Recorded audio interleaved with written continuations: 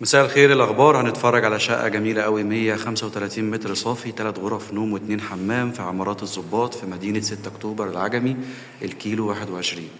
ريسبشن كبير زي ما احنا شايفين. الشقة كمان فيها بلكونة كبيرة على الواجهة على طول، وهنا عندنا قطعتين على البلكونة بره، الريسبشن والغرفة رقم 3.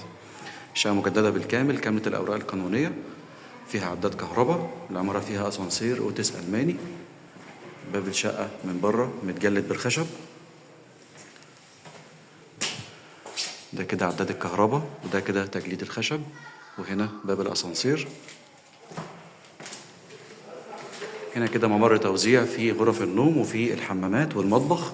دي كده أول غرفة نوم. هنا كمان الفيو حلو قوي على جراج خلفي وعلى مساحات خضراء.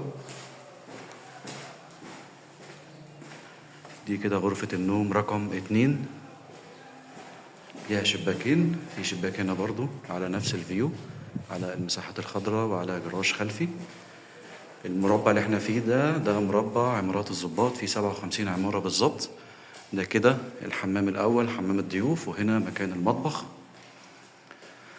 المربع ده في مدينة شاطئ النخيل العجمي، الكيلو 21، اسكندرية. شقة حلوة جدا. ده كده الحمام التاني، وهنا غرفة النوم رقم 3.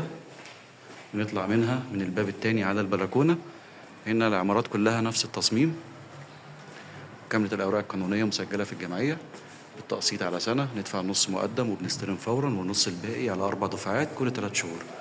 في عداد كهرباء، في عداد مية. شقة مناسبة جدا جدا لسكن دايم، لأسرة كبيرة، وطبعا لعريس جديد، وكمان للي عايز يستثمر ويأجر في مدينة 6 أكتوبر اسكندرية.